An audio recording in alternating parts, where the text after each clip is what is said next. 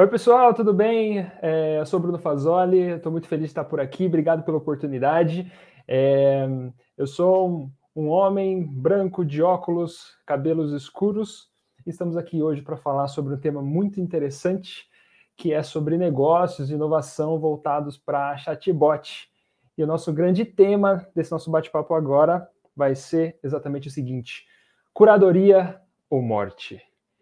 Essa é a nossa frente, que a gente vai entender um pouquinho, né? Eu vou tentar trazer para vocês o que eu consigo visualizar aqui do mercado, do dia a dia de projetos, dia a dia também de consultorias de inovação, consultorias de chatbot que a gente está fazendo com as empresas, treinamentos corporativos, todo esse olhar que a gente está percebendo do qual o caminho que o mercado está seguindo, que é um caminho muito interessante, que basicamente traz essa visão da curadoria ou morte. Bom, quando a gente olha para essa imagem aqui que está aparecendo aqui para a gente consegue visualizar basicamente um deserto, e esse deserto a gente tem uma estrada, um caminho dentro desse deserto, vulcões, lagos. Você fala, caramba, que incrível, deve ser uma experiência incrível estar aqui dentro, ou talvez experienciar estar num lugar desse, né? E, na verdade, sim, é uma baita experiência. Isso daqui é uma foto real que eu tirei mesmo na última viagem que eu fiz. Eu fui para o Chile, para o Atacama. Então, foi realmente uma experiência incrível, mas a grande questão é, com esse cenário de uma experiência, a gente consegue até mesmo tentar refletir uma coisa que a gente vivencia no nosso dia a dia, que é ir para uma viagem, planejar uma viagem e talvez, como que a gente consegue perceber uma boa experiência de uma viagem? Para a gente tentar fazer um racional e tentar entender um pouquinho mais o que seria talvez uma boa experiência. Bom, para a gente considerar um cenário então de viagem, o que a gente tem? Primeiramente, expectativas, né? Quando a gente vai viajar, a gente coloca várias expectativas na nossa cabeça, na nossa mente, então a gente planeja tudo isso para ser uma coisa extremamente única, né? E quando a gente tenta determinar o que é uma expectativa, talvez, de uma viagem, a gente pode entender o quê? Que essa expectativa está relacionada com alguns grandes temas. Primeiro tema, as experiências. O que tem naquele lugar que eu posso experienciar? Segundo grande tema, a hospedagem. Então, onde eu vou me hospedar e como que será esse serviço de hospedagem? Será que ele vai ser legal? Será que não vai ser? E talvez um terceiro grande tema, que é a questão do aéreo. Ou seja, quando eu vou viajar, a gente sabe que a questão do aéreo pode ser uma coisa muito legal ou talvez trazer muita dor de cabeça. Então, para a gente entender uma experiência de viagem, basicamente, a gente tem que triangular esses três grandes temas, e triangulando eles, a gente consegue ter uma expectativa de uma viagem interessante, de uma experiência muito boa. E quando a gente pensa, então, na triangulação disso tudo, a gente pode ter cenários, né? Pensa aí nas suas viagens, nos caminhos, nos lugares que você já foi ou talvez vá viajar. O primeiro cenário que a gente pode ter seria este daqui, onde a nossa experiência, os lugares que a gente vai conhecer nesse local que a gente vai viajar, sejam lugares incríveis. Nossas experiências foram incríveis. Mas, por consequência, a questão da hospedagem não foi tão legal. E assim por diante. Talvez o aéreo também não foi tão legal. Voos cancelados, tivemos problemas. Mas o que acontece quando a gente tem apenas uma dessas perninhas por aqui funcionando? Nossas expectativas são quebradas e, por consequência, a nossa experiência de viagem também. Além disso, você pode ter um outro cenário, que é a questão da hospedagem. Uma hospedagem muito legal, lugar incrível, maravilhoso, mas as experiências do local não são tão legais, não são tão agradáveis, e, por consequência, o aéreo, a mesma coisa. Quando a gente está olhando para a questão do aéreo, quando a gente está olhando para a questão do aéreo, a gente está basicamente pensando o seguinte: quando a gente tem três vertentes e uma dessas vertentes estão mais ou menos projetadas como positivas, nossa experiência continua ruim.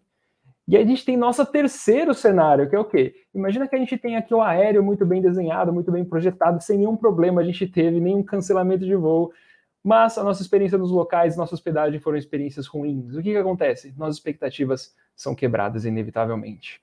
Então o que a gente pode perceber, né? Que para a gente ter uma boa experiência de viagem, a gente tem que fazer uma triangulação de três grandes pilares, né? Para que a gente consiga ter uma expectativa muito bem suprida e uma expectativa muito bem desenhada, né? Chegamos no ponto onde a gente queria. Mas, quando a gente entende que esses três grandes pontos eles são triangulados de uma maneira correta, a nossa expectativa é muito bem suprida e a gente não tem problemas com isso, né? A gente entende que então nós criamos uma boa experiência. Mas beleza, nosso objetivo aqui não é falar sobre viagens, e sim falar sobre experiências conversacionais. E da mesma forma que a gente entende que mapear uma experiência, talvez uma experiência de viagem, como a gente consegue fazer o depara para uma experiência conversacional? Então, primeiro de tudo, para desenhar uma experiência conversacional, a gente tem que entender que existem grandes pilares. Esse é um framework que a gente desenvolveu aqui dentro da Let's Bot, com o grande objetivo de entender quais são esses grandes pilares, e a partir desses grandes pilares a gente conseguir mapear os grandes pontos, talvez um processo de desenvolvimento de chatbots e de curadoria. Então, primeiramente, a gente tem uma etapa de determinação de comportamentos, necessidades do meu cliente. Além disso, uma etapa de design de interação, depois uma etapa de design da arquitetura, depois construção, depois maturidade nesse nosso chatbot, depois a parte de curadoria. E aqui embaixo, sustentando tudo isso, a gente tem um negócio. Ou seja, vários pilares, e dentro desses pilares, para a gente conseguir uma boa experiência de chatbot, a gente tem que orquestrar esses pilares. E quando a gente fala na orquestração para experiências conversacionais, o que a gente tem por aqui? A gente tem também alguns pilares, né, que a gente consegue resumir basicamente esse grande framework.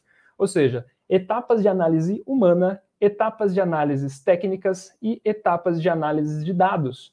E, por consequência, tudo isso ele é basicamente gerenciado, tem uma grande base que é a etapa do negócio, né?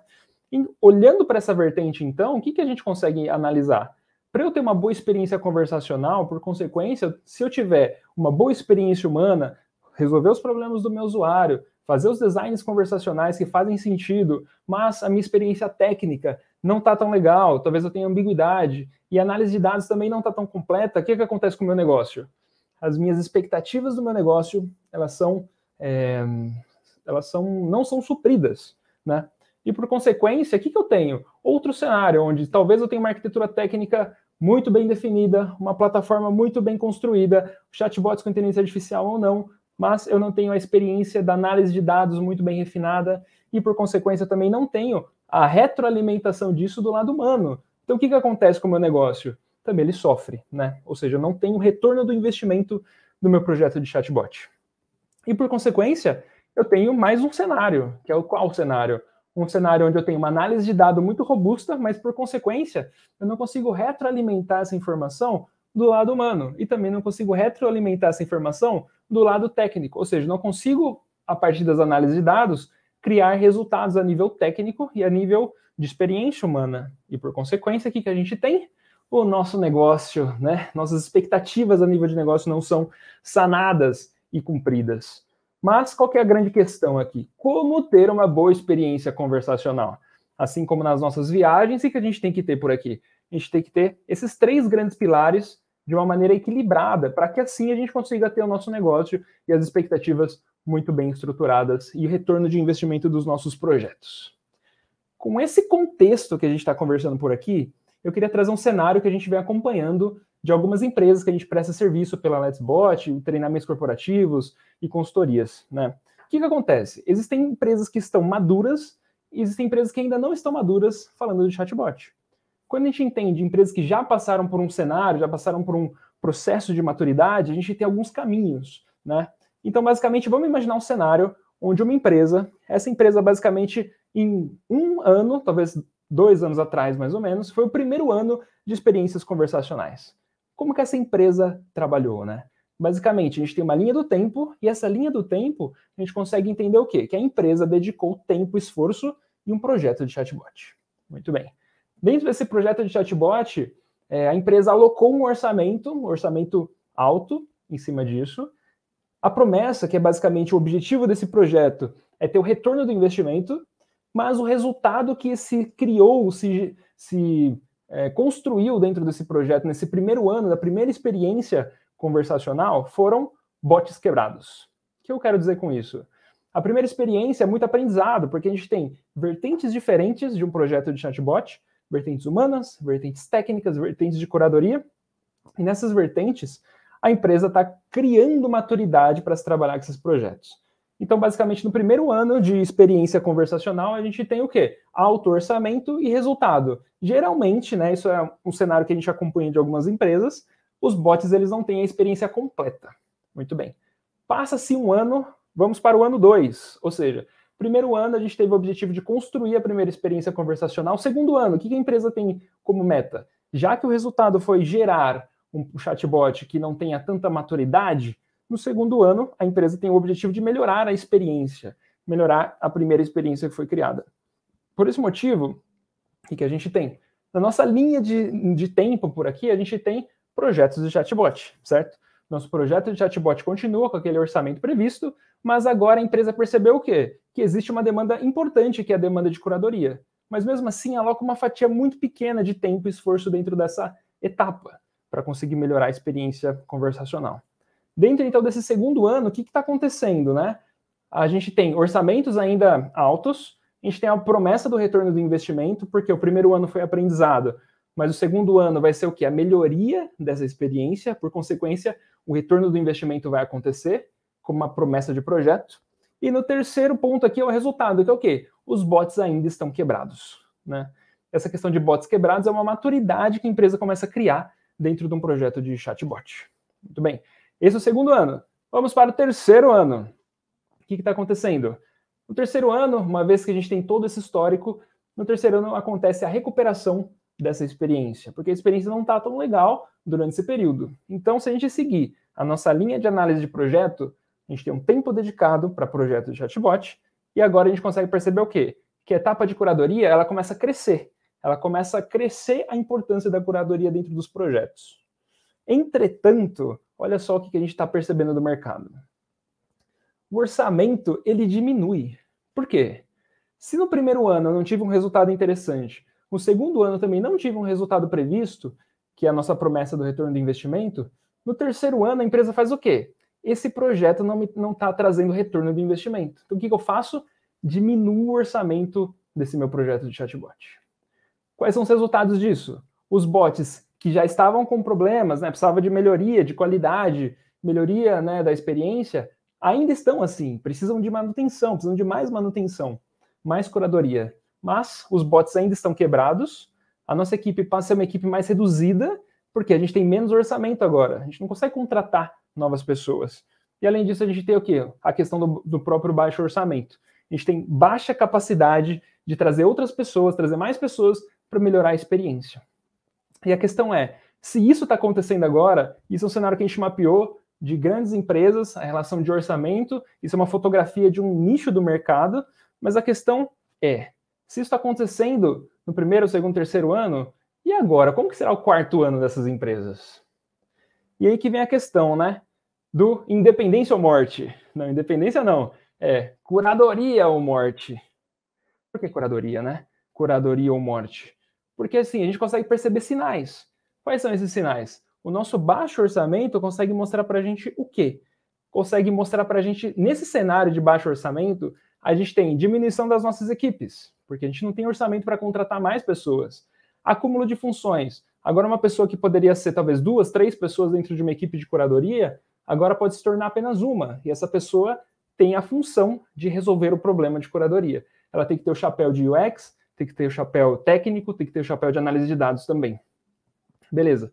Além disso, a gente tem o quê? Aumento de demandas de curadoria. O bot começa a crescer, o bot já existe, como que a gente faz? Né? O nosso cenário aumenta as demandas, mas a gente não tem orçamento necessário para continuar e para evoluir nosso projeto.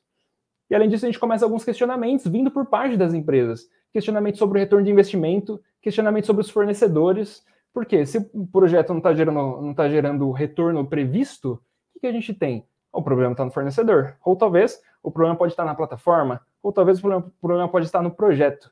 E a gente tem outro cenário também, né, que envolve isso, que é a parte da instabilidade econômica e política que a gente está vivendo. Então, todos esses sinais unidos mostram para a gente algumas coisas, mostram alguns caminhos que o mercado está meio que perseguindo. E quando a gente começa a olhar o nosso mercado hoje, brasileiro, 2022, a gente consegue perceber que o mercado ainda cresce, e cresce muito. Ou seja, a questão de curadoria ou morte, eu acho que a morte ela não vai chegar, porque o mercado está extremamente aquecido.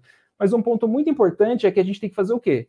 A gente tem que priorizar e ganhar maturidade na curadoria. Ela é a chave. Se a gente não fizer isso, os próximos cenários que a gente vai ver não vai ser a morte do nosso mercado, mas vai ser basicamente uma estruturação do nosso mercado a nível profissional de uma maneira não tão interessante, a nível de projeção através dos próprios sinais. Então, o que a gente consegue entender? O que seria priorizar e aumentar a maturidade da curadoria? Seria basicamente a gente entender o quê? Primeiramente, fazer um diagnóstico, né? Assim como quando a gente está doente, a gente vai no médico e aí fala assim, médico, doutor, eu não estou me sentindo muito bem. Aí o médico chega, beleza, o remédio não dá para fazer isso, né? O médico primeiro faz algum tipo de diagnóstico, um tipo de análise, pede algum exame, para entender onde está a dor, para depois solucionar essa dor. E aqui é a mesma coisa, né? Os projetos de curadoria em andamento, a gente tem que fazer um diagnóstico inicial. Esse diagnóstico seria o quê? Primeiro, fazer uma análise de negócio, depois fazer uma análise humana, da experiência técnica, e por consequência uma análise de dados. Uma vez que a gente faz esse diagnóstico, o que a gente tem que pensar? Num roadmap de curadoria. Encontramos o problema, qual que é o nosso roadmap para entrega e melhoria desse processo? E aqui é basicamente a linha que a gente tem do nosso roadmap, né? Então, o que envolve, por exemplo, ações do lado humano? Fazer o design da jornada, fazer o design conversacional, documentação, entender, até mesmo fazer o design centrado do ser humano, análise técnica, entender as arquiteturas, entender se é inteligência artificial ou se é fluxo, e se tudo isso misturado pode gerar algum problema para a gente, ou talvez uma solução, roadmaps de API, entender indicadores, o lado técnico ali, análise de dados. Então, tudo isso são análises muito profundas que a gente tem que fazer e sempre conectar isso com o negócio. Por quê?